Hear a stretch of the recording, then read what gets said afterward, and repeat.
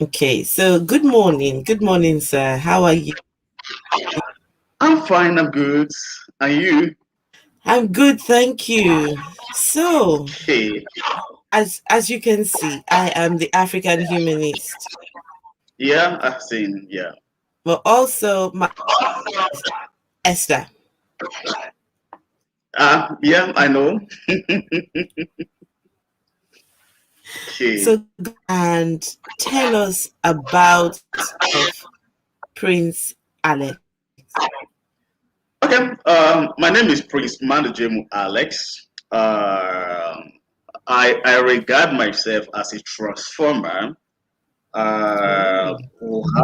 how did I come to that? Because I believe that most of the time, what we have find ourselves into have actually not helped us to move forward, particularly in this part of the world, Africa, Nigeria particularly. Mm. Uh, what we have find ourselves over the time have actually not helped us to develop as a country or as a continent. While we have other people who open sold this religion to us, okay, they are progressing. Okay, how are they progressing? Then why who practice this religion more than the way they do, who sold this religion to us, are progressing? How come? What comes about that? So actually, that gave me findings and start making me to find um, some basis. Okay, now before I start, let me go back to the beginning. My what caused my paradigm shift? Okay, hello, can you hear me, please? I can hear you. My turning point actually happened uh, before 2017. Honestly, I was a very religious person.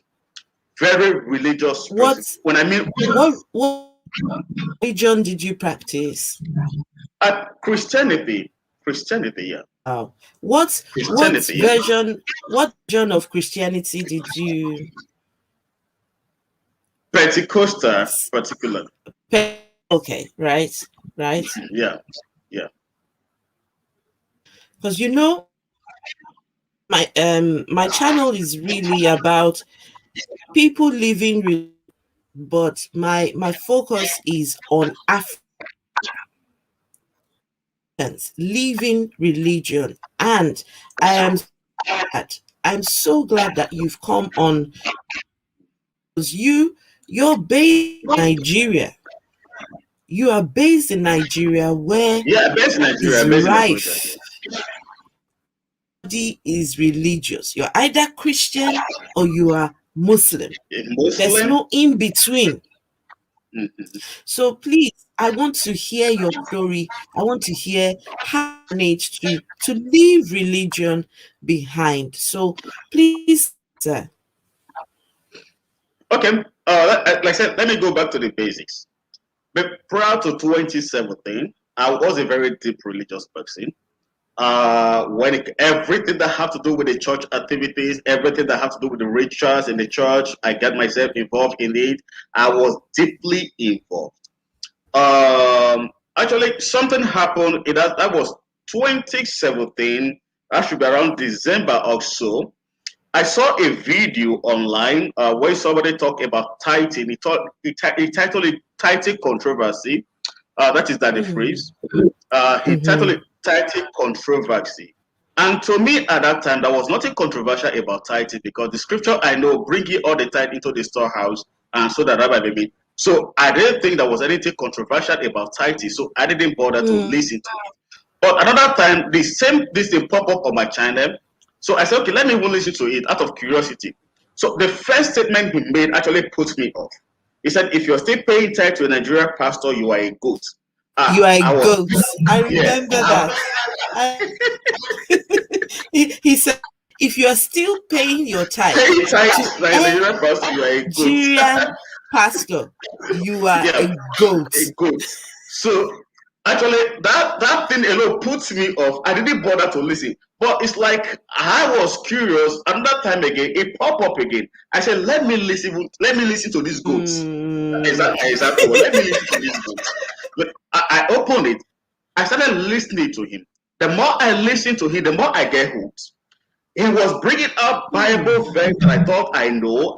He was bringing out some Bible why you shouldn't pay tithe. Tithe is of the old covenant, all these things. I went back to the Bible. I read all the Bible verses he quoted. They were actually there. I listened to him again and again and again and again. I said, okay, our papas, our GOs are going to come up with another superior intellectual argument to counter his own. Guess what? I didn't find that. Okay? The first person that came up was Matthew Ashimolowo, who came up and started saying a bunch of yo-yo shouldn't tell us what we do in church, started criticizing his personality. To me, this guy raised an issue, addressed the issue, not his personality. Whatever he does is his personal life, is his personal life. Address the issue he raised. Bring up a superior argument, which he couldn't. Till today, no pastor could raise up a superior argument to counter what he said. So that actually made me to start questioning everything I have ever believed. Hold on. Let me interrupt you. Okay. Your YouTube. Oh, there's an echo in the background. Okay. Is it okay now? Echo. Yeah, a lot better. Yes. Okay. Okay. That's a lot better. So that made me to start questioning everything I have ever believed in. I begin to do research. I begin to find all these things were actually fallacies. Then the first thing I started questioning, how come in Nigeria have the highest number of churches in the world, have the highest number of pastors in the world, have the highest number of mosques in the world, have the highest number of imam in the world, yet we are so poor than any other thing. And I started questioning, okay, the breakthrough we think we are after, what was the essence of the breakthrough? We want a car that the Chinese man is making. And actually, those were my turning point. I began to discover that if this religion is actually working the way it is being sold to us, Africa, Nigeria would have been the hub of development that every other part of the world will come and start looking at us and start thinking, oh, this is how they are doing it. They start copying from us. Actually, religion was just a mind game. Their ability to manipulate your mind, to do what they want you to do, and you keep doing them without you questioning. Hello, can you? So I'm sorry, my internet was coming in and out, but it looks like I've managed to resolve it now. Yeah, it's okay now. There was something you said. You said, so somebody came up and posed a challenge to Nigerian pastors, saying to Nigerian pastors and to the people in Nigeria, saying anybody who is paying their tithes to any African Nigerian pastor is a goat. Pastor.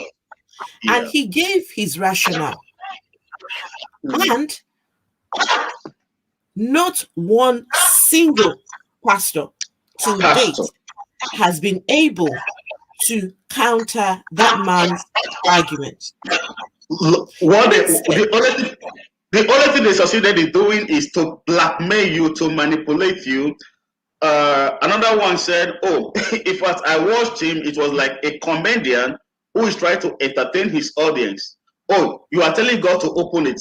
God said, I will not open it until you bring it. In fact, to me, it was you were insulting my mind. Okay, what I want, give me something concrete to read, something concrete to hear. You're not appealing to my emotion.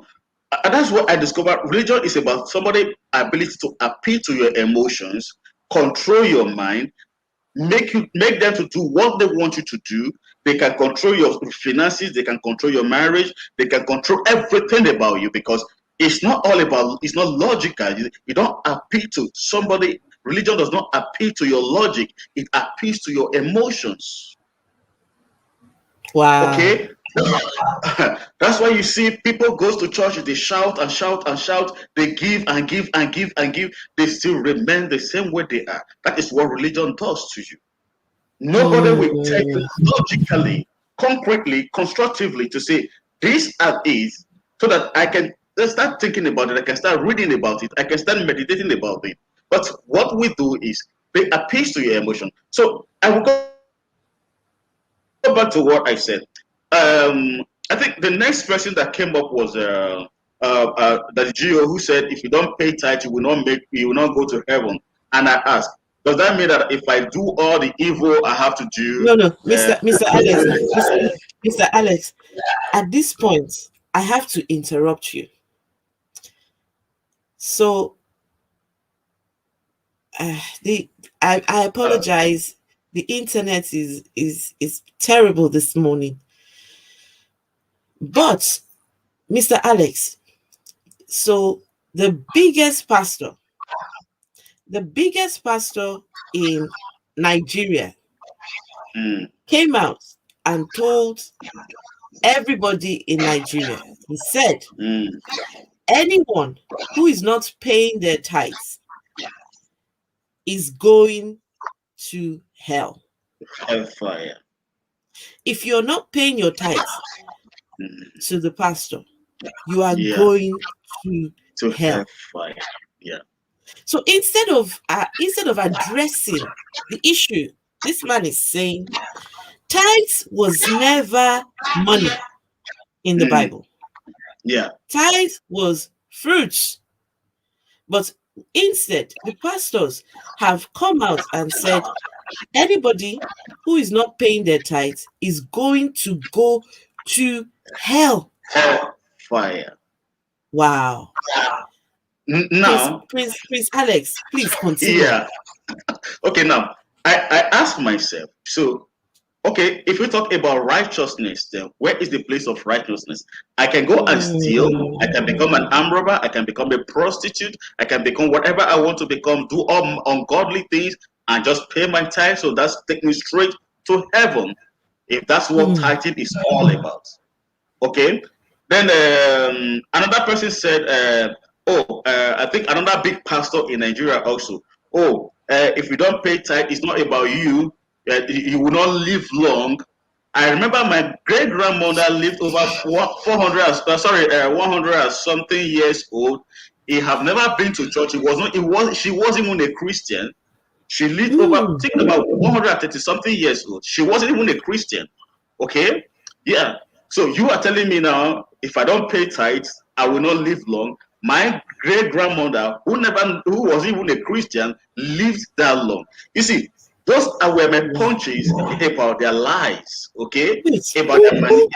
who is this pastor that said if you don't pay tithes, Orisho you will Jaffo, you will not live long? Pastor Orisho, Papa Orisho Jaffo. How It's on. dare You can how Google it. dare It's on, he? it's on YouTube. That is not about you. They want you understand. So they want to kill you. They don't want to live long. That's why they're not asking you not to pay tithe. It's not. If you don't pay tithe, you will live long. And I asked instantly.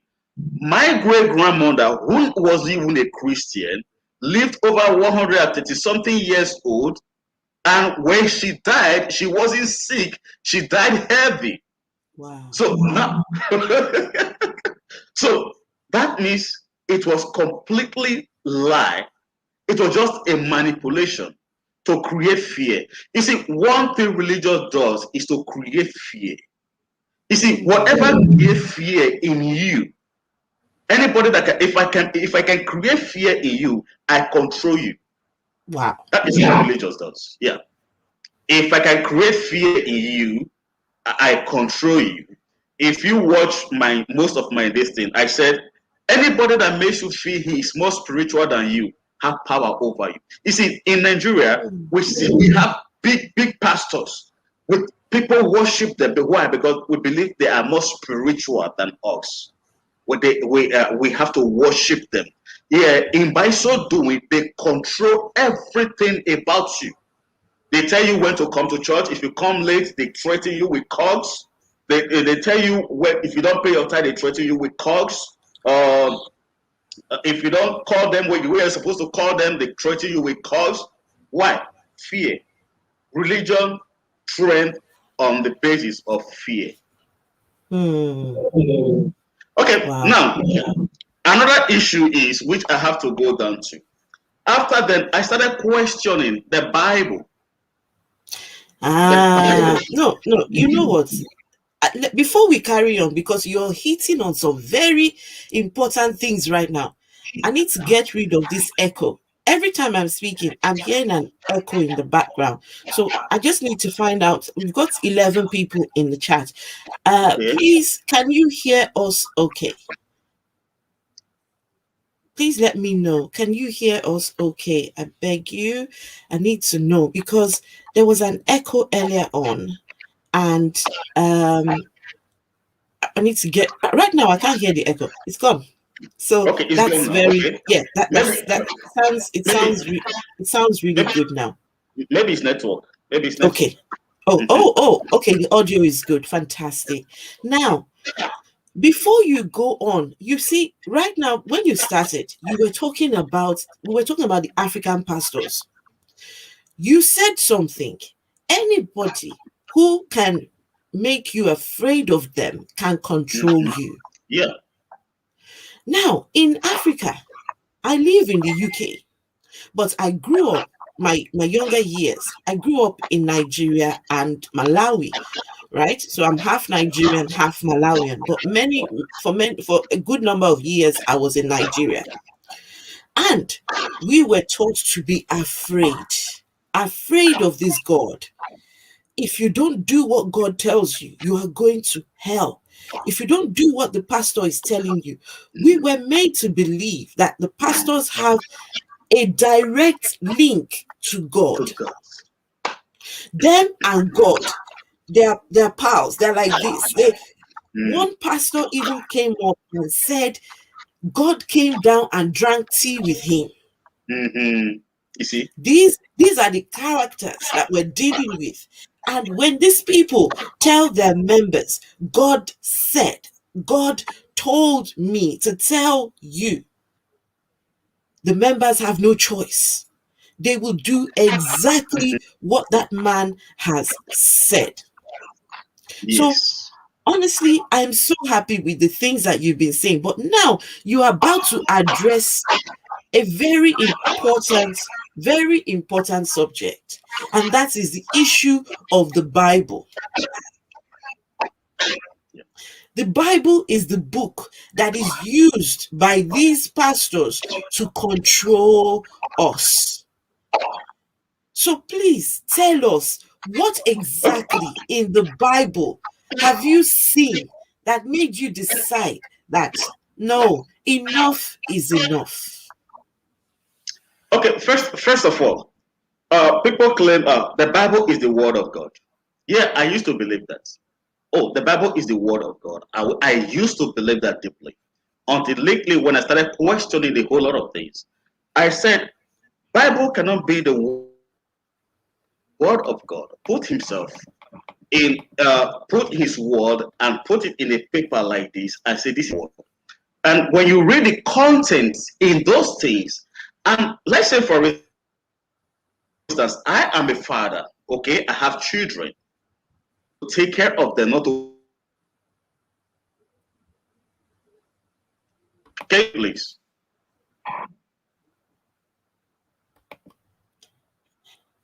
You carry on. You cut off for Okay, okay, okay. My duty is to take care of them, not to kill them. My duty is to Hmm. treat every of my child equally, not to give one power over another. A good father. Okay, now, when I started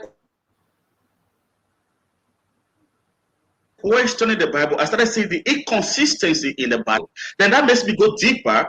Who were those people who translated this Bible, particularly King James version of the Bible? Who were they? Mhm. Who was King James? People don't question this. Who was this? What was their Mm. purpose? Those who translated that Bible were not theologians, they were scholars. What was their purpose? One, When the Church of England wanted to move away from the Roman Church, so they decided to translate their own version to give more power to the Church of England.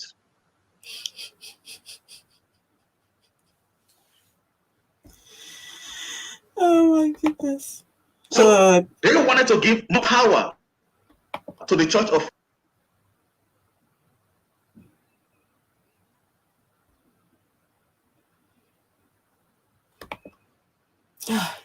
I apologize, guys.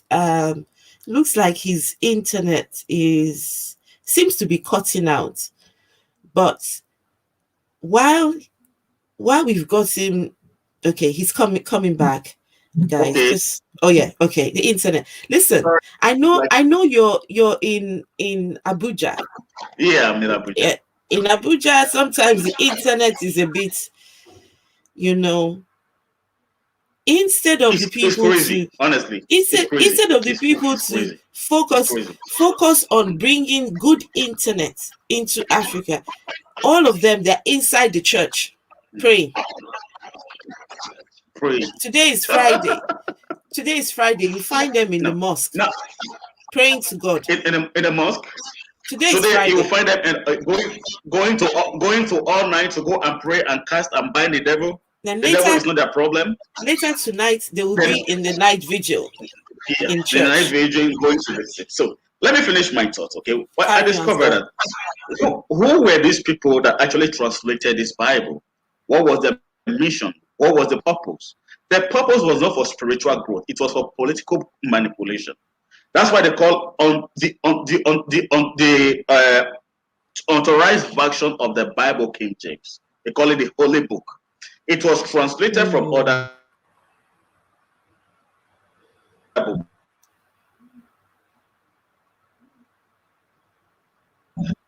if you look at it, nobody has where every other book translated from. Okay, let's go back to the original Bible. You can't find it anywhere. What we have seen is translation from translation from translation. The one that actually put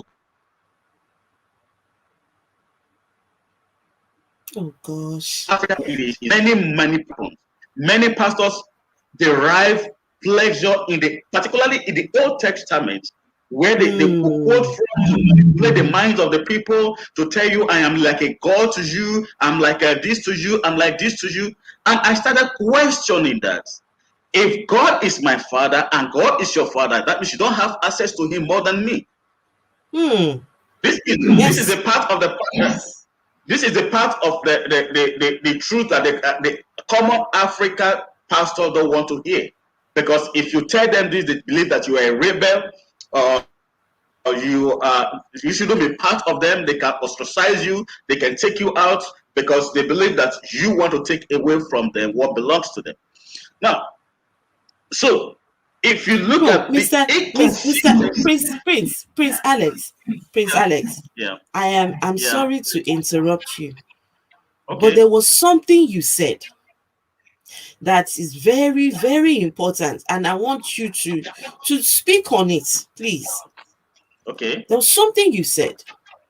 You said the people who interpreted the Bible were scholars. They were not theologians. Yeah. But they interpreted it. They interpreted it from copies.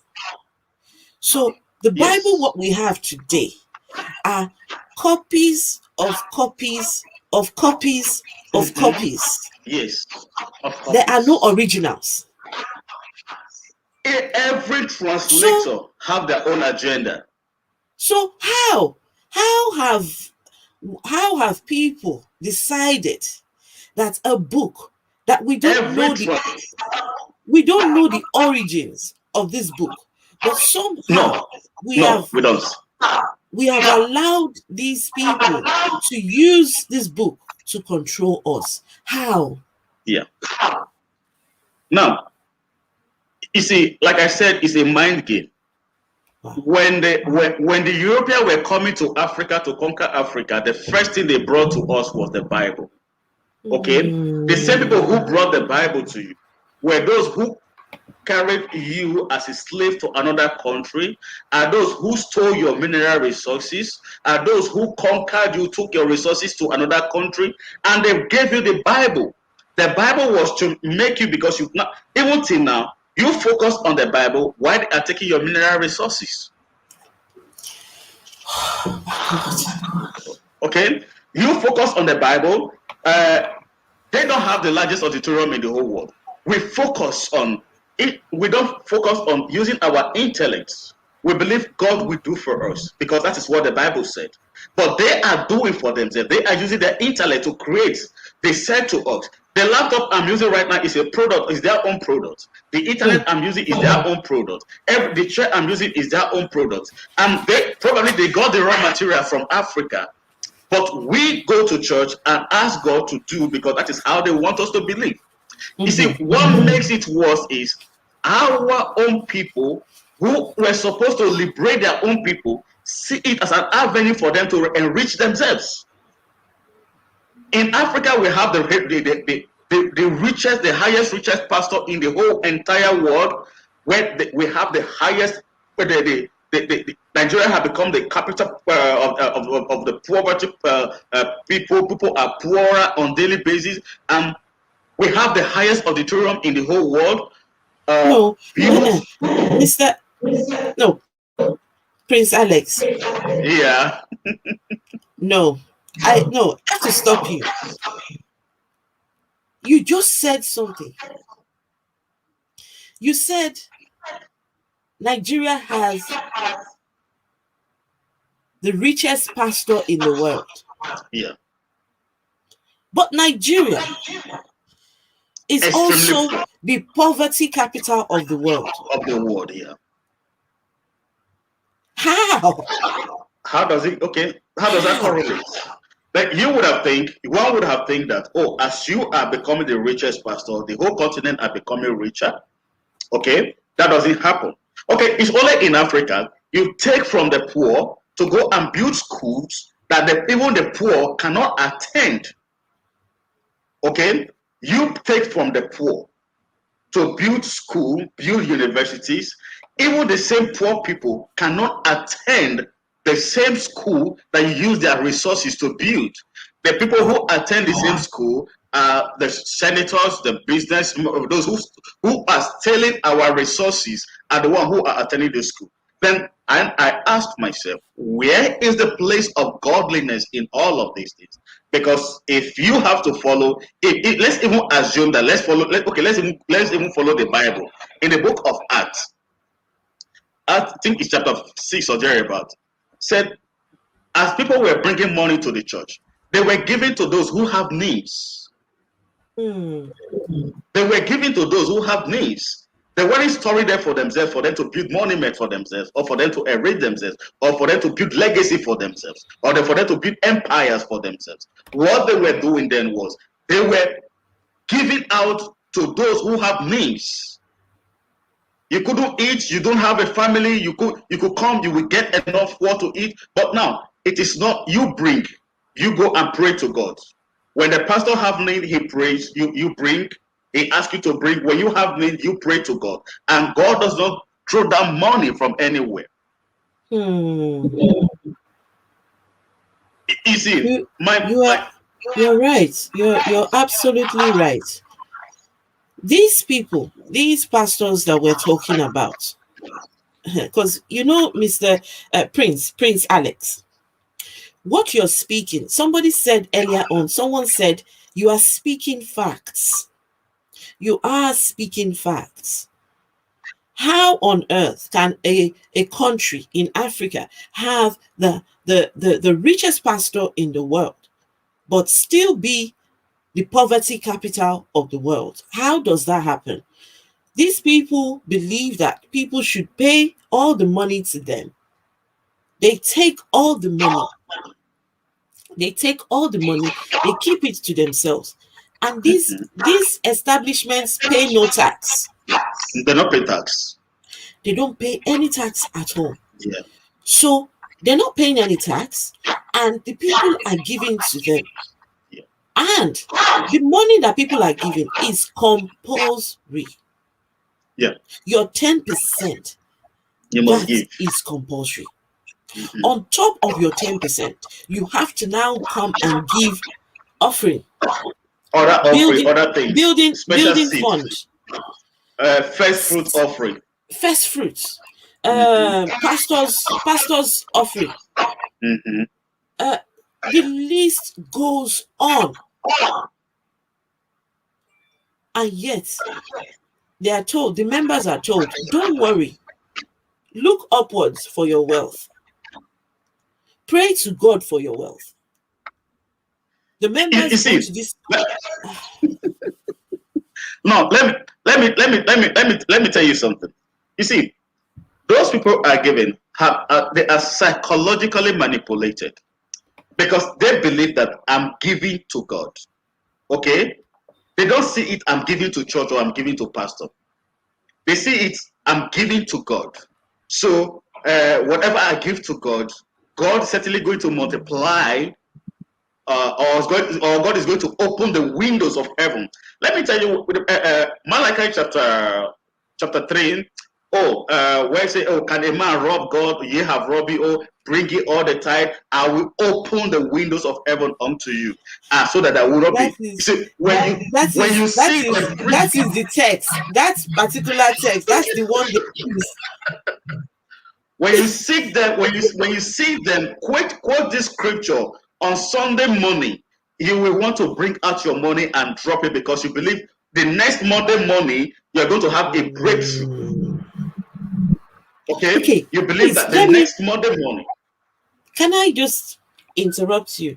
I've just seen Okay. a comment by Mr. Mike Douglas. He said, I also want to know where the 10% concept came from. When did God start sending tax notices to the congregation asking for a friend? 10%. Okay. Okay. Now let Hmm. me say, you see, actually the issue of tithing, which is 10%, started from I think in the book of Leviticus or something like that. I can't remember exactly. Uh, because there were 12 tribes in Israel at that time. Okay. And there was a particular tribe that God said they shouldn't do anything. Their duty is to stay in the temple and attend to the needs at the temple. That was the duty, the Levites. Okay. But how will they be taken care of? Okay, now those other 11 tribes who are going to farm, because tithing is about fruits, not money. Those other 11 tribes who are going to farm also should take 10% of their produce and give it to the Levite who doesn't go to farm. That was where the concept comes from. Hmm. Levites don't go to anywhere. They don't go to school. They don't go to farm. They only stay at the temple. They minister to the at the temple. So the only way they can be taken care of, other 11 tribe who goes to farm, take 10% of your produce at the end of the year. Take the 10% and give it to the Levite who doesn't have a farm. They don't have inheritance with God according to the Deuteronomy. They don't have a an inheritance with God. They don't have a land, they don't have anything. So the only way they can be taken care of is me, who people that goes to farm, take 10% from it and give it to this level that doesn't go to farm. Now, that is where the tithe comes from. Now, but on the other hand, there are three different types of tithing in the Bible, which Nigerian pastor will never preach to you. Hmm. Three different type of tithing in the Bible, which Nigeria pastor will never preach to you. One is what they call the feastly tithing.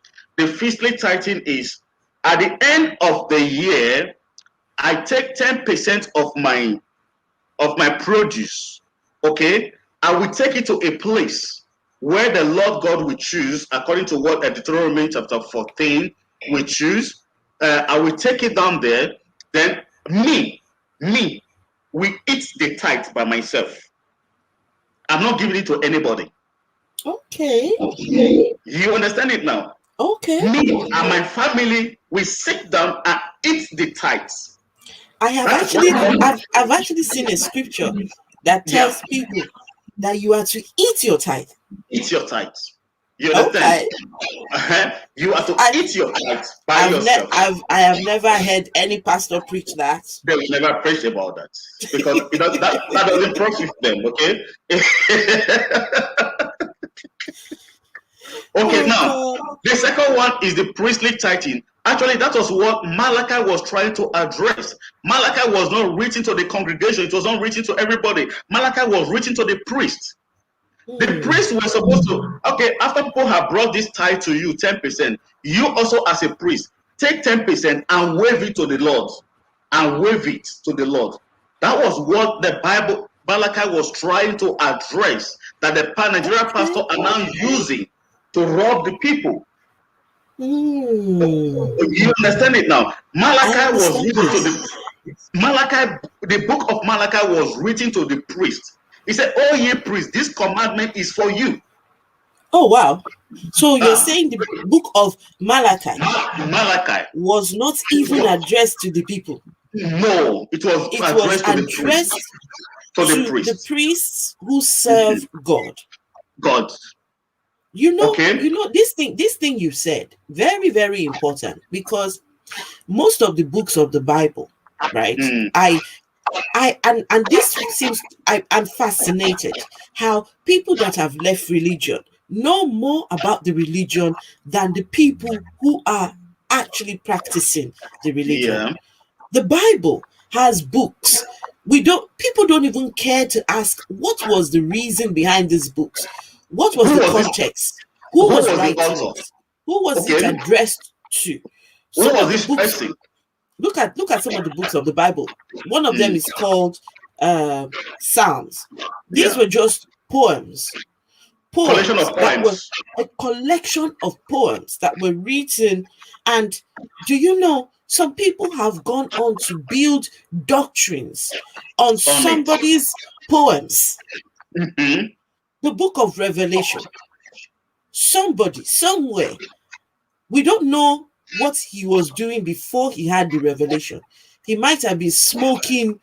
Someone said he was on mushrooms. I don't know what mushrooms are. It could be, yeah, it could be anything, it could be anywhere.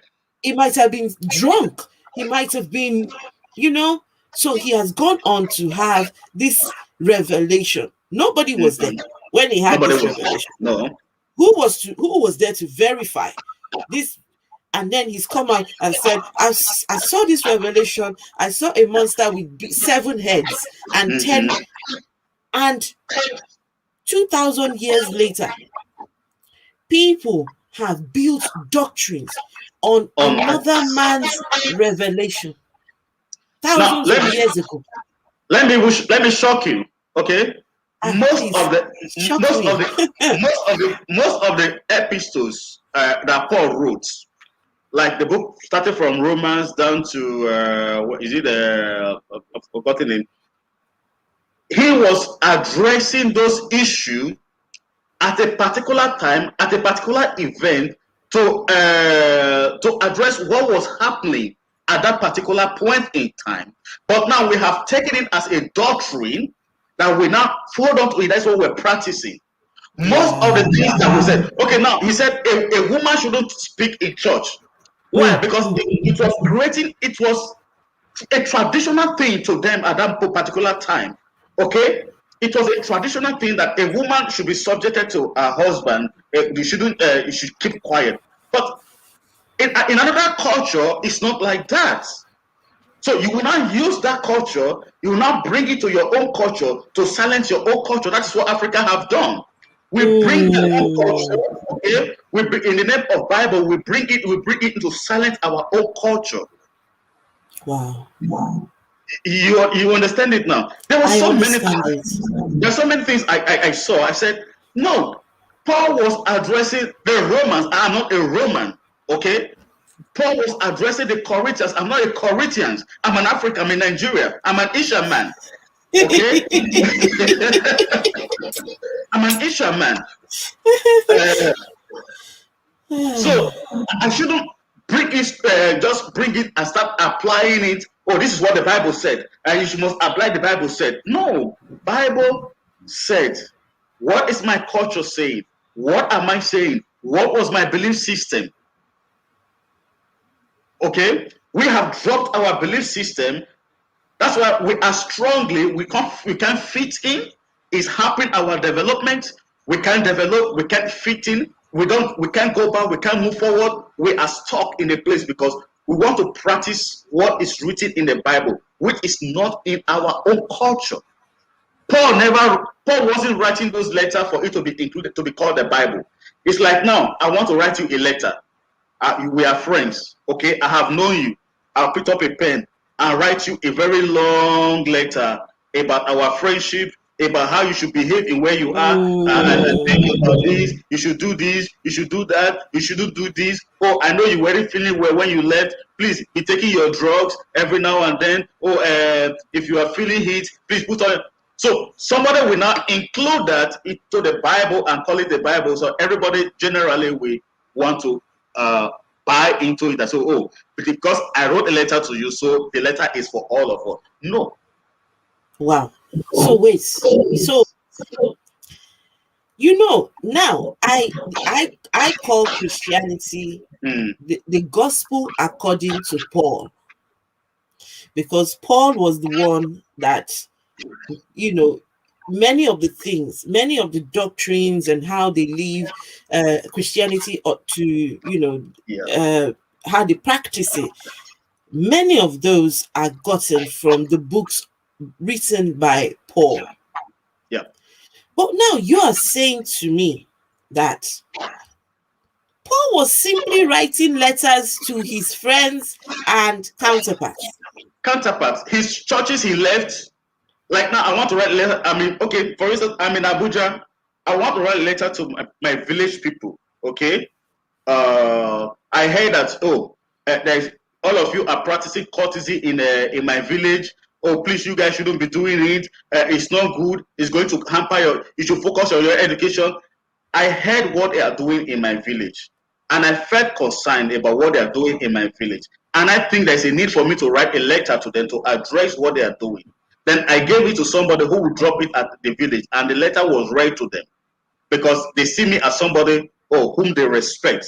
I wrote a letter. So how does writing a letter to my village connote to writing a letter to the whole world? Wow.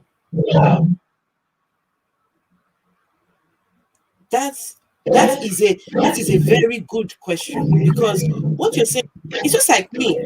I'm writing a letter to you, Prince Alex, and automatically 1,000 years later, somebody gets hold of my letter to you. Yeah. What's happening? Sorry, the internet is so bad. Yeah. Somebody gets hold of my letter to you and decides to use that to rule people, to build doctrines, to build policies, guidelines on a letter that I simply wrote that letter to you. It's crazy. It's crazy. And these things, you don't need to be Prince Alex, are you a theologian that you have worked this out? No, it's just out of curiosity. Are you a Bible, well, not Bible, but are you a scholar? I'm not a Bible scholar. It's just what I read is out of curiosity. And I have a question in mind. I have to question. When you were talking to me, I questioned everything. That is what I said. I said, whatever you are telling me, I question everything. Gone are those days when I was religious. I don't question because they call them believers. They believe everything. Whatever you say, they believe everything. If you tell them go and, I think I was reading. I was watching a documentary about one pastor. I've forgotten his name now, who poisoned over 900 congregation, and himself, all of them died. Why? In the name of religion. People have drunk many things. People have refused to take drugs when they are sick because in the name of religion. People have. I know that person. Jim Jones. Yeah, thank you. His name is Jim Jones. Yeah. He managed to kill over 900, about 200 children lost their lives because of one miscreant they called Who Jim called Jones, himself a man a of God. pastor, a pastor.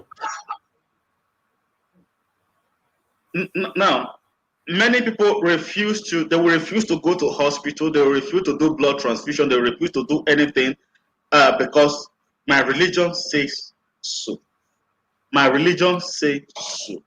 My religion says so. And I always tell them, I had an argument with somebody one time. I said, do you know science have done much more than what you think your religion is doing? The miracle you think your religion, science have done much, much, much, much, much, much more. Wow. Science have done much, much, much, much, much, much more than what you think your miracle you are seeing is doing. Okay, I ask him, okay, you go to church to preach. The microphone you are holding is a product of what? A product of science.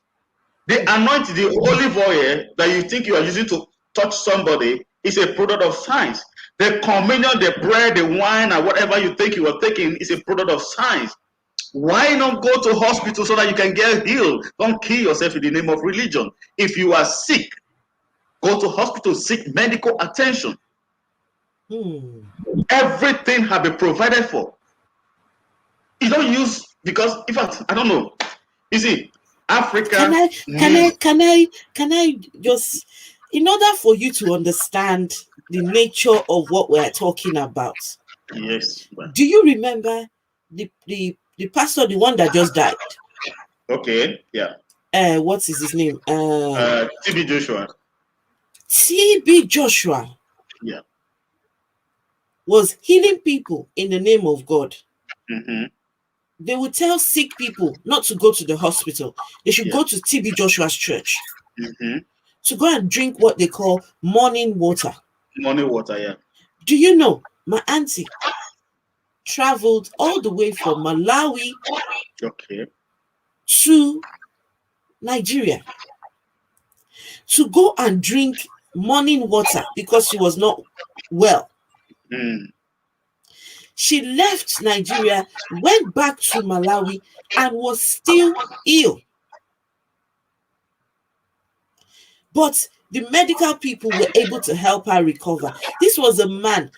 This man's channel was taken off YouTube because of some of the things and the practices. He would slap people and say he's trying to remove evil spirits from them.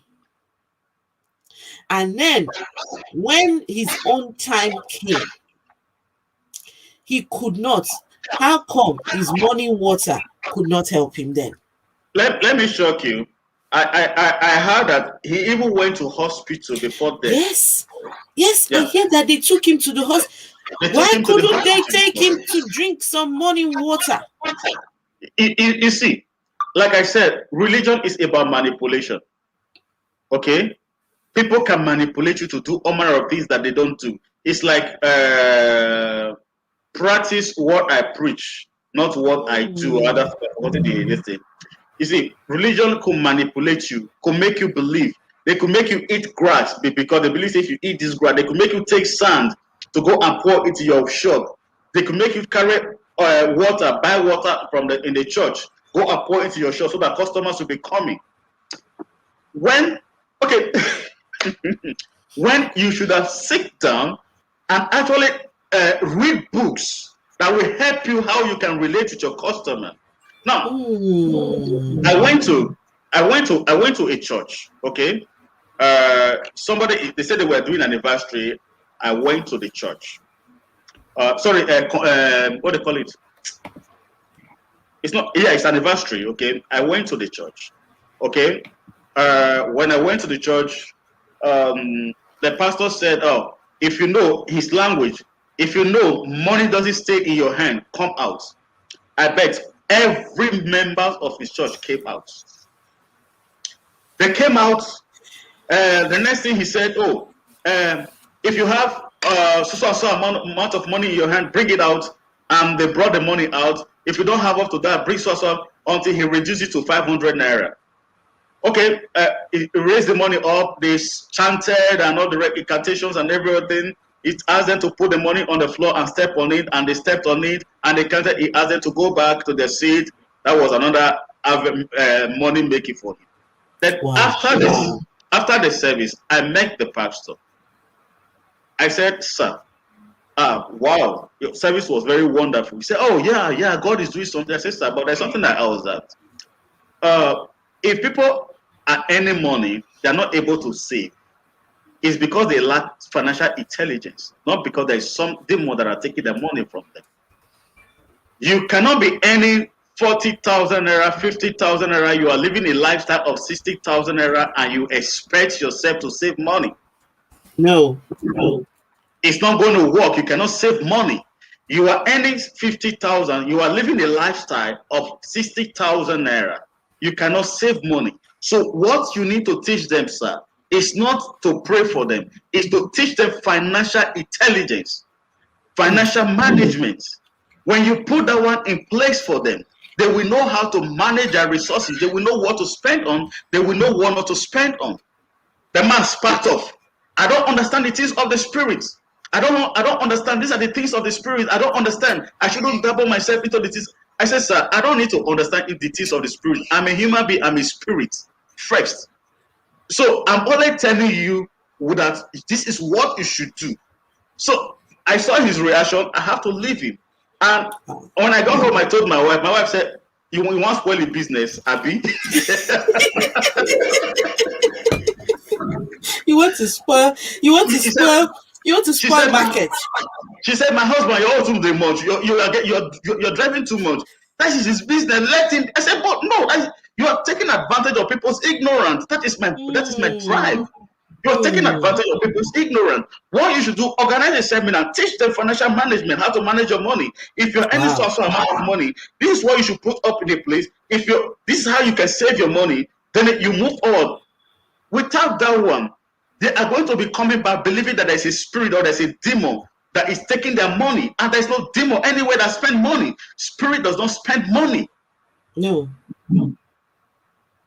So you see, all these are manipulations from most of them. They know it. All these pastors, they know it, but because it's a business for them, they don't want to admit to it. Okay, Mr. Mike. So let me tell you, a lot of African people are afraid to challenge their beliefs because of fear. Yeah. They're afraid to go to hell. Yeah, they're afraid that, and this is what they were taught. I was taught about going to hell as a little girl. Yeah. I was taken, when I was young, I went to the Deeper Life Church. You know Deeper Life Church? Yeah, very well. When we used to have movie nights, our own movie night was not all these Walt Disney, Winnie the Pooh and the rest. Nah. We were taken to church to go and watch the burning hell. We'll go and look at actual people burning in hell. We'll go and watch, we'll take us to church, movie night, we'll go and watch Pilgrim's Progress. All these things for a little child that will mess up your mind. Then after you finish watching Burning Hell and watching everything that will happen to you as an unbeliever, then they will now do an altar call. Yeah. And this altar call includes both the children and adults. You're called out to come and give your life to Christ. I gave my life to Christ so many times. I don't remember one time I can say this is the day I gave my life. I gave my life to Christ almost every day. Because it was out of fear. I never felt good enough. I never felt like if Jesus was to come again, I was going to go to heaven. I was going to be raptured with him, because we were taught about the rapture. We were taught about the whole 666. We were taught about all these whole terrible doctrines, right?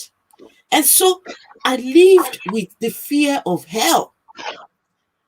And so I'm every day so afraid. I don't want to go to hell. When I die, I don't mm, want to go to hell. And so when I started challenging my beliefs, when I started, I still had a fear of going to hell. I'm going to go to hell. I'm going to go to hell. But let me tell you how I was able to conquer the fear of hell. And I want to hear from you how you feel about the concept of hell. So I watched a video on YouTube by a gentleman called Matt Dillahunty about hell. And he said something. He said, Christians are afraid of going to hell. They are afraid of the hell, of the religion that they believe. mm, The Muslims think that Christians are going to their hell. mm, All religions, not all, but some religions preach hell. So every religion that preaches hell have their own version of hell. mm. So you, the Christian, you are praying not to go to the Christian hell, but you completely forget that you are going to the Muslim hell. That's automatic. Mm-hmm. And all the other religions hell that you don't believe. So Let, which hell is it? let me even shock you. Which Even which hell are we talking about? wait now, let me shock you. Even among Christianity, we have different hell. Deeper life, I've met, I have, see, I live in the UK, yeah. and I did a course called Pathways to Ministry, Mm, and I was about to become a priest in the Church of England. And that's when I gave up Christianity. The Reverend Father of my church I was going to does not believe in hell, and they do not preach hell. okay. They don't believe in hell. They don't preach it. It's not a dog. So some Christians believe in hell and some don't. It's crazy. It is crazy. You see, the concept of hell was actually inserted to create fear in you for you to be obedient to how they want to control you. Now, as I was saying, do you know that deeper life believe that Christ embassy members are going to hellfire because they wear trousers? Oh yes. So Yes. even among Christianity, we have two different hell. We have every church, every denomination have their own hellfire. Wow. Okay. Every denomination have their own hellfire. If you wear earrings, some denomination believe that you are going to hellfire. That's what you're a Christian. Okay. Some believe because you wear trousers, you are going to hellfire because you wear trousers. Because you wear weavon, you're going to hellfire because weavon is demonic. You see, So Mr. hellfire. Mike, Mr. Mike, as I'm sitting down here Mm-hmm.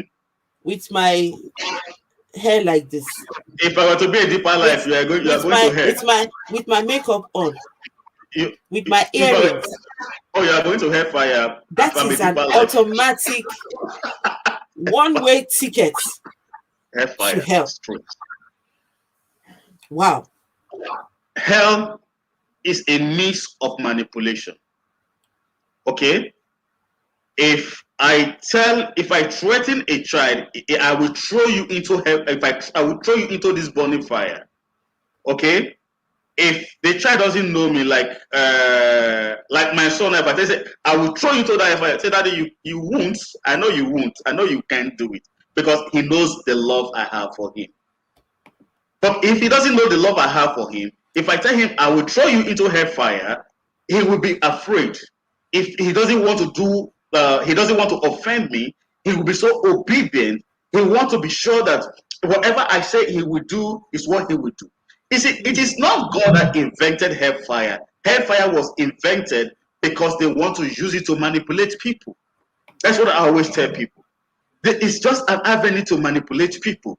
Because by the time you preach about hellfire, I watched a pastor preach. He so much preached about The life after death, where will you go to? You go to hellfire. After he done everything, he used that alone to raise an offering over I think 5 point something million naira. Because after people, yeah, after people have given their life to Christ, now you have given your life to Christ. Will you give? Will you still give your substance to God?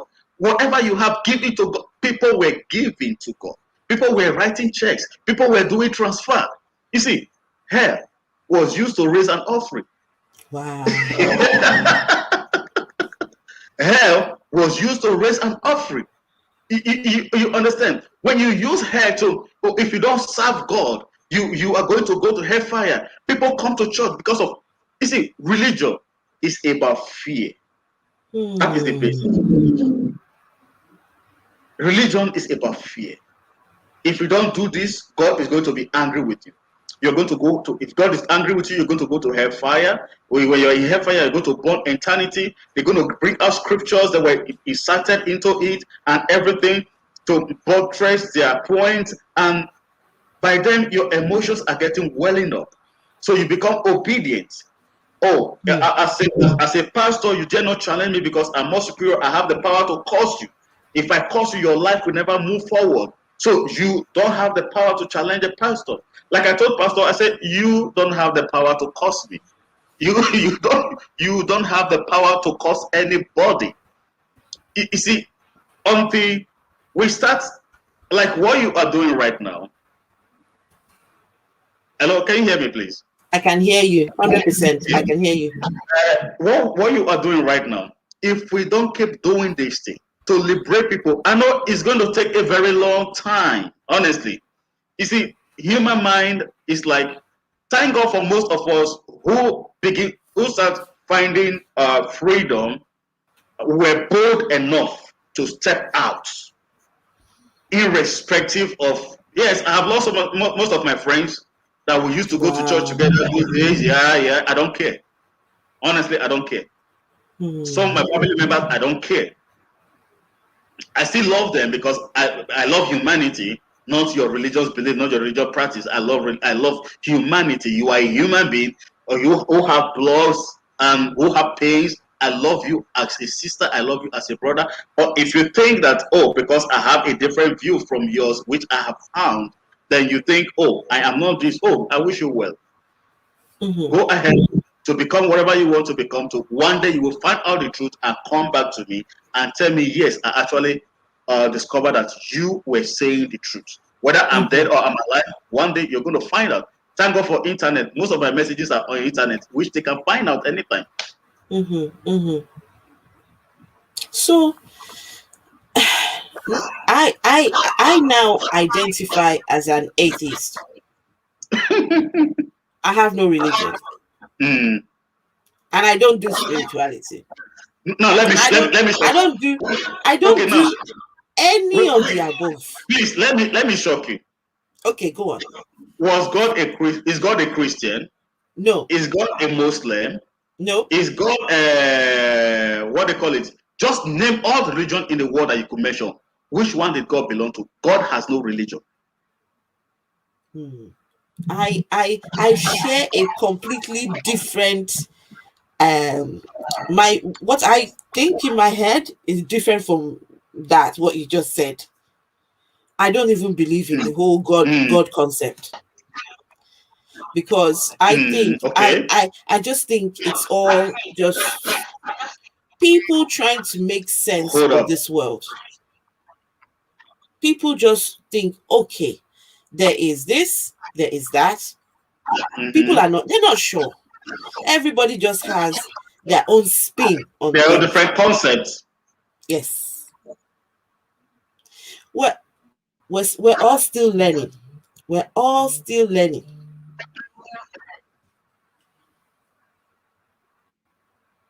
Hello. Can you hear me? Can you hear me?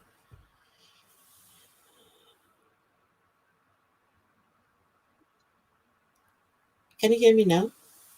I can hear you. Yes, please. Yeah, okay. So we're all still learning. We're all still getting there. Slowly, slowly. Getting there, yeah. Mm-hmm. Yes. Okay, as I was saying, having no religion uh, like I always ask, God Himself have no religion. Okay. Why do I know? I believe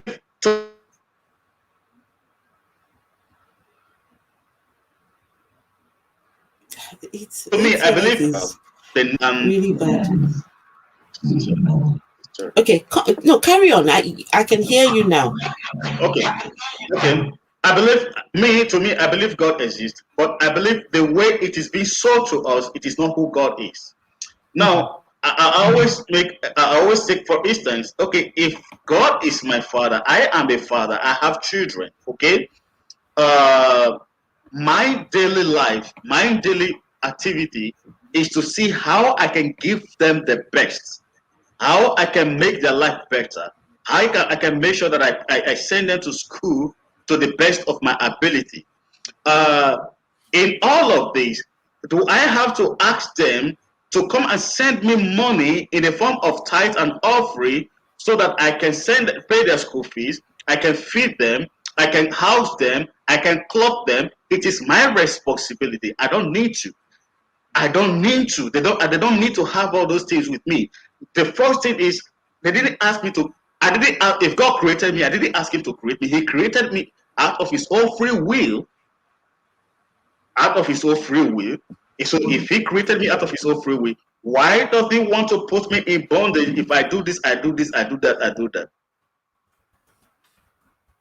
Exactly. Exactly.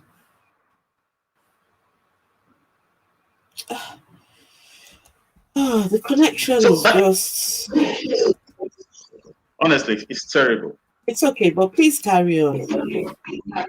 Okay. So like I always say, if because in Nigeria Pentecostal movement, if churches particularly, if you don't pay this, God will not do this.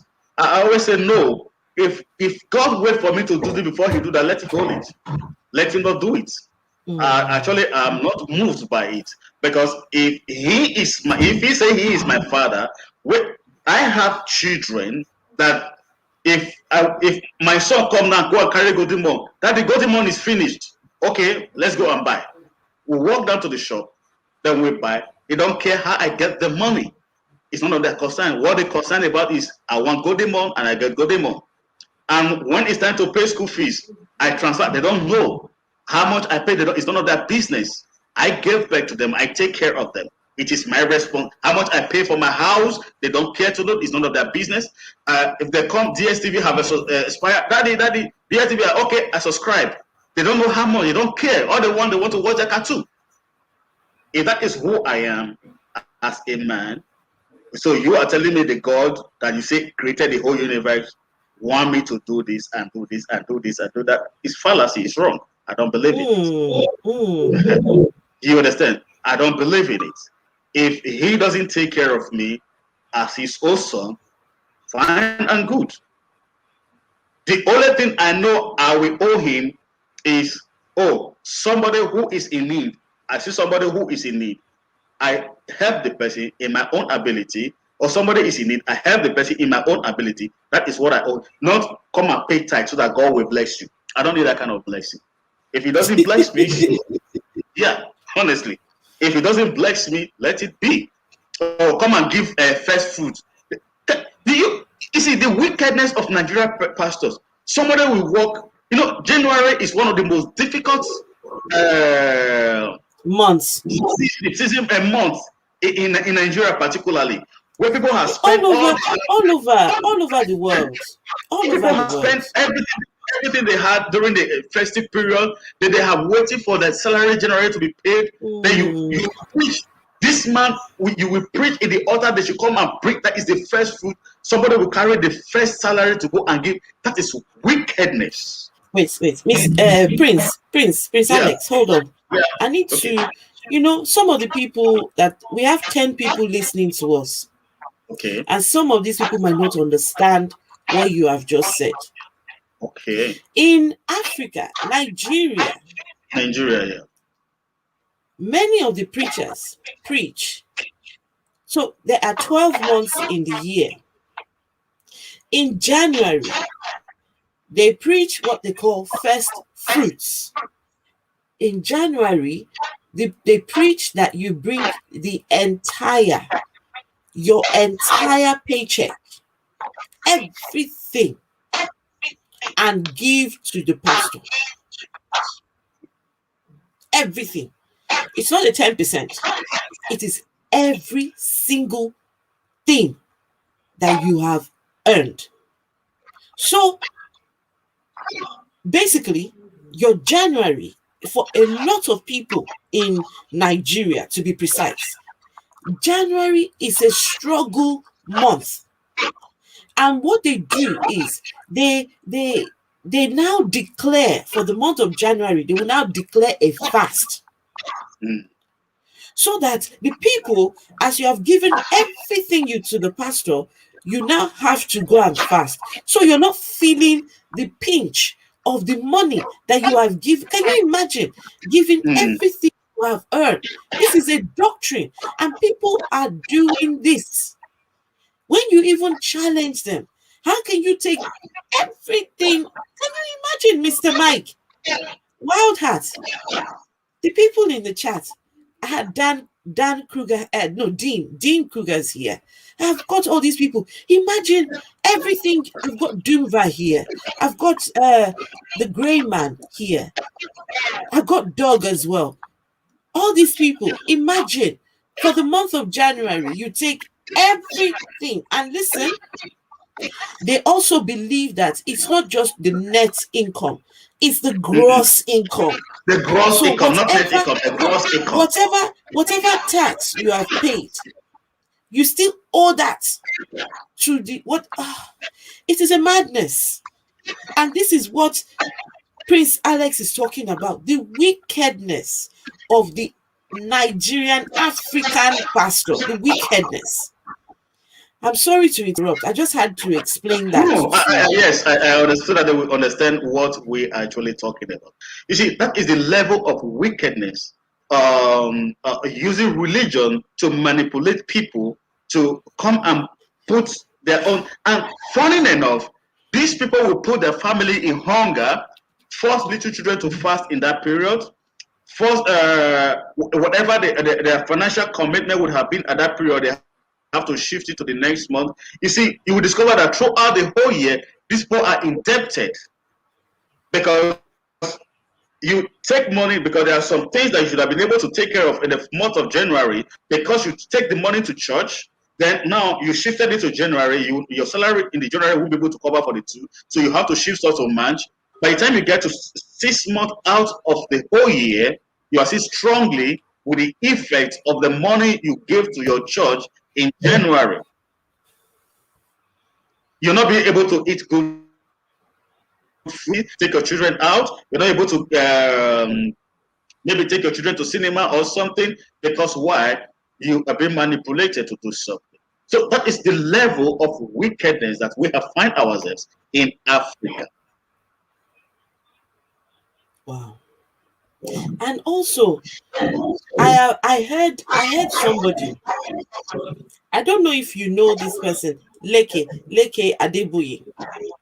Yeah. Leke Adeboye was telling the people that if you are a business person, before you pay your workers' salary, before you pay anything at all, everything you made in the month of January belongs to God, belongs to the church. So after you've given everything, then you go and look for some other money to pay your workers. Can you imagine that? That the month of January, for the workers, for the business people, everybody, month of January, can you imagine? And their pastors in the month of January, they get enough money to last them for a long time. That's why you find African pastors are buying private jets. Yeah. One pastor came out. Remember Pastor Suleiman came out and said during COVID, can you imagine this pastor saying that he was praying for the COVID not to COVID go not to away? end. Mm-hmm. Because during Because that time, during he bought COVID, how many private jets he said he bought? he bought his third private jet Private jets. during COVID. Mm. How evil are these people? So anyway, Prince Alex, Yeah. how are you spreading this message? Where can we find you? We want to Okay. hear more about what you have to say, because from everybody in the chat, they've been saying how knowledgeable you are, and how, and you're in Abuja, Yeah, I'm in Abuja. Yeah, and you I'm in Abuja. in a country, a friend of mine lives in I think they live in Ibadan, I think. Mm-hmm. He told me he's a business person, but he cannot reveal that he is not a religious person, because he would lose business, he would lose friends, he would lose everything and everybody if he reveals that he does not believe in Christianity or Islam. And so he has to keep his mouth shut Sure. and pretend for everybody. But here you are, Prince Alex. You are speaking your truth. Yeah. So how are you? So two questions I've asked you. How are you spreading the message? Waking people up from the shackles of religion. And where can we find you? We need more of what you've got to say. Okay. We are friends on Facebook already. Okay. Yes. Most of the time I do live video on Facebook to push this forward. Sometimes I could be walking on the road, something comes to me because I believe people should hear. I just make a video and post it on you, or post it on Facebook and Facebook. Instagram page. Yeah, post it on Instagram page. If you go to my wall, you will see a whole lot of. At the beginning of this year, I made almost about 7 videos of why I stopped going to church. That was what I titled Oh. it. Why I stopped going to church. Okay, I titled it "Why I Stopped Going to Church." Okay, on the second one is, you see, the issue of conformity is actually what have kept me for a very long time. The fear of losing friends, a fear of losing family members, people who are going to think maybe people who. Hello, can you hear me? Sorry, my son came into the room, but I can hear you. I can hear Okay. you. The fear of I don't want to lose my friends. The fear of I don't want to uh, lose my people who we used to worship together, my family members. Actually, that was what kept me over the time. But it comes to a time that, you see, when you have something in you that sometimes that thing have to push out. Yeah, I remember the first message I preached on Facebook, the kind of attack I got, the kind of calls I got, the kind of I got. People were trying to advise me. I slept and I woke up. Mama said, "Make another video." They have not seen anything yet. I made another video. I follow with another one. I follow with a. People called me, some blocked me on Facebook. Some block. The more they block me, the more I have more followers. Honestly. Mm. The more they block me, the more I have more followers. Some block me on Facebook because I think that was something Oyedepo preached. Okay, Oyedepo preached a message on why God have not blessed you, and he talked about because you are not in covenant with God. That's why God have not blessed you. And I came up with a video. I said Oyedepo have 3 children. He have 3 children, 2 boys and a girl. And those 3 of his children are well placed in his empire. 2 of them are senior pastor in his church. And they should ask Oyedepo, how much did those children pay him for them to have the place they have in his empire? If you cannot answer that Mm. question, You shouldn't come and tell me that God have to bless me because I'm in covenant. What covenant does it? Because they are his children. So if they are your children, they are well placed in your. I received a lot of attack. Why should I attack this? Why should I do this? Why should I do that? If I don't respond, that's one thing about me. I don't respond. My response is my next video. So either you better listen and learn and have sense, or you allow your emotions to manipulate you and you stay where you are. That has been my risk. And in fact, I'm still coming up. Yes, and listen, I am 100% behind you. 100. We need to get, because religion teaches people to go and convert people. You see people converting, they go on they preach in the bus. Have you seen the video where somebody was preaching in the airplane? Mhm. Preaching religion in the airplane. The people go in the markets, they Mm. preach. The Well, people people are supposed go, to be doing their business. the people in the office, they're preaching the gospel in the office. Okay, now please let me ask you this. Okay. Nigeria is the most corrupt nation in the world. Wow. Nigeria is the most corrupt nation in the world as we speak at the moment. Wow. Nigeria is the most terrorized nation in the world as we speak at the moment. The kind Wow. of ritual killings that are happening in Nigeria doesn't happen any part of the world. Hmm. Yet we have deacons, we have pastors who are ministers, who are what they call them, head of parastatals, who are directors, assistant directors, who are permanent secretaries, who are ministers, who are all manner of things, who are DGs. They go to church, they hear, and yet we don't have what they call righteousness. Look at a country like Denmark. Look at a country like Denmark. Look at a country like Holland. Look at a country. They're not religious like we are. The economy, you can steal government resources and go and give it to church in the name of your donation to church. You see church, you see government as a church to you, for you to because any position you occupy is a privilege for you to better the people that you are to serve.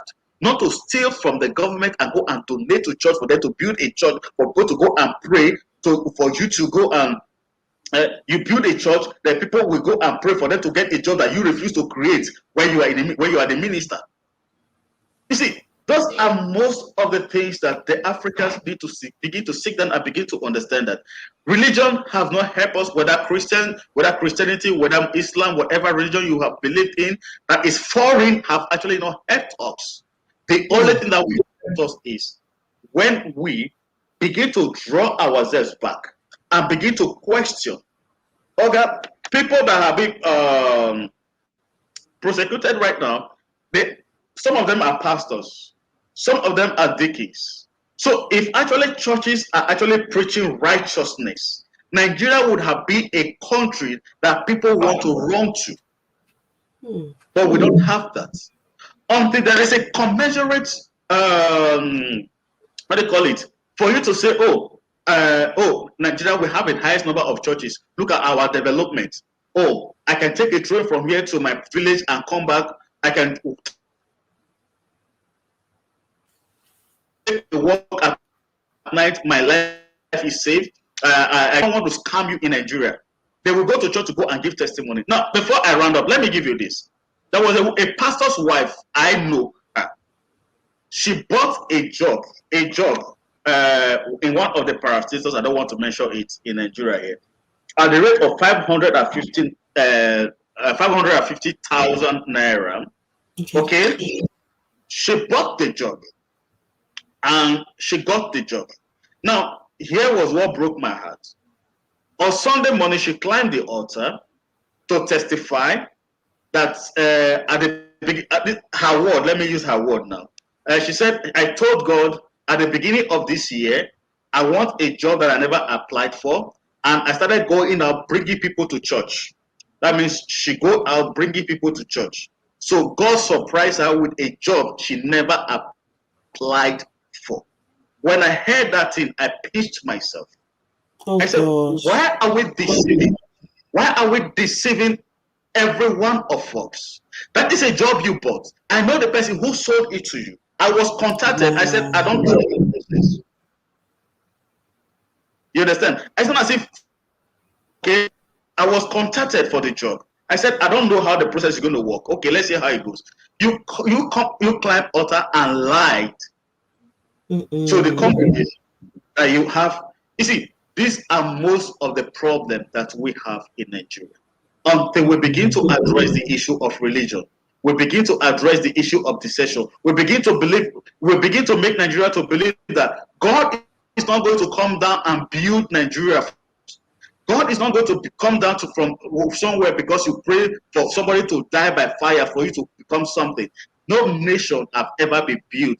Those who brought this Bible to us, we call the Bible, whatever the Holy Bible, whatever they call it, are building their cities. Look at what Israel are doing. Look at the fight between the Hamas and Israel that just ended. Look at what Israel. Every story in the Bible is about the children of Israel. Look at how they have the best healthcare in the world. They have the best security system in the world. They have the best agricultural system in the world.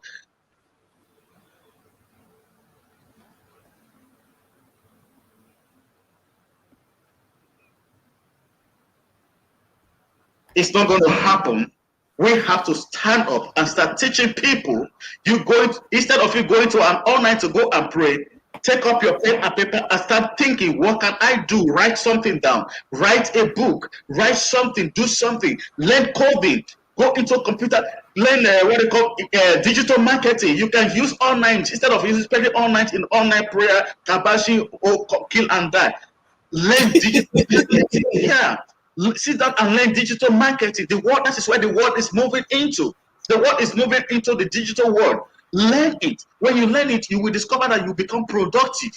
After Mm-hmm. praying, Mm-hmm. after praying all night, you become useless during the day. So where have we put it all together? Prince Alex, listen, Yeah. it's been a wonderful conversation with you. And Thank you you. see, I like the way you rounded that up because the way I like to round things up is I ask, what message have you got to Mm, the poor woman, the poor widow who has no money, mm. is doesn't know where her next money is going to come, The comfort. but she takes 10% Mm, out of what she hasn't got to go and give to a pastor. She takes the very little, because you know the Bible teaches people to give that's where the word the widow's mite comes from. mm. Teaches you should give everything. Then when that woman goes back home, she's poor. She has no She's food to poor. eat. She has Mm-hmm. nothing at all. But her Not even going Bible back home. teaches her. She trekked back home. She trekked from church back home. Walks Maybe back where home. she maybe Doesn't where even her church, maybe the doesn't even distance have where her church is about 5 kilometers. She will trek 5 kilometers home in the name of I want to serve God. we have a lot to do. Honestly, we are just starting. We have a lot to do. We are just Me, starting. I you can me, I'm usually on YouTube. Okay. Facebook people are not ready. In my opinion. Facebook people, they're not ready. They're not ready. You know, you were saying when you started preaching this thing Mm, on Facebook, you were getting yeah. attacks. Yeah. I Seriously. got it as well. When my little post, somebody came and said, "Oh, you're trying to be popular, aren't you? You want to become a Mm. celebrity. That's why No, you're they will tell preaching you on these things. you're seeking attention. That's what That's it, you're yes, attention seeker. Yeah. they are not ready. But I'm glad that you are preaching this word and you're speaking on it, and people are hearing you. And I want to thank you very much for coming. Me Thank and you you very will arrange. We will arrange and we will meet again. and So maybe even do something on Facebook so that you are not the only one preaching this message. Sometimes some people want to see, what is she talking about? Let's even go and yeah, listen. Oh, what yeah, is he talking about? Let's go and hmm listen. yeah. We need to. But before I do that, I want to quickly go to some of these comments where Okay.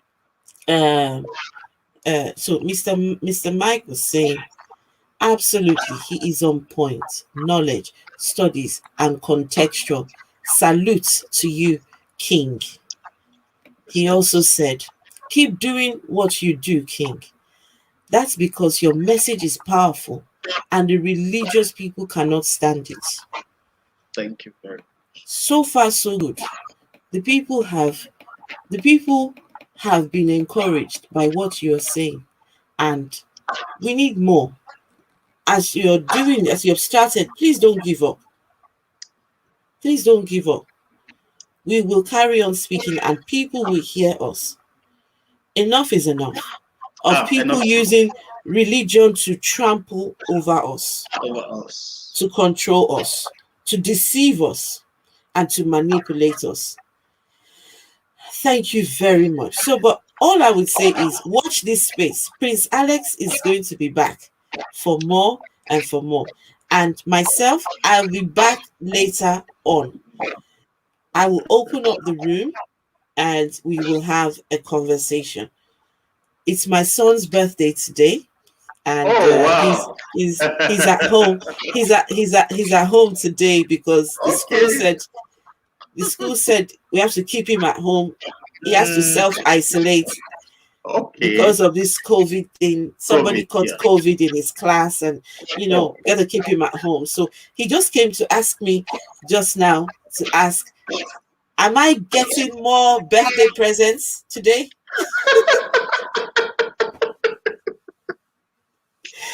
So anyway, I need to go and spend some time with him, and uh, to so that he doesn't think today I've spent my time just Time doing on YouTube. you. It's all I right. will Thank tell you you. very much, man. Thank Thank you you for all. having Thank you me. all very much for your kind messages to my son. And I thank you all for coming and listening to us. Prince Alex will be back again. And yeah, so watch this space. I'll be back on myself. Just look out for me. I'll be back on in a few hours myself. And yeah, let's talk. Let's have this conversation. People need to hear us. So, Prince Alex, thank you very much for coming. I Thank you very appreciate your much. message. Thank you. And Thank you. yeah, thank you all. And I will speak to you all later on.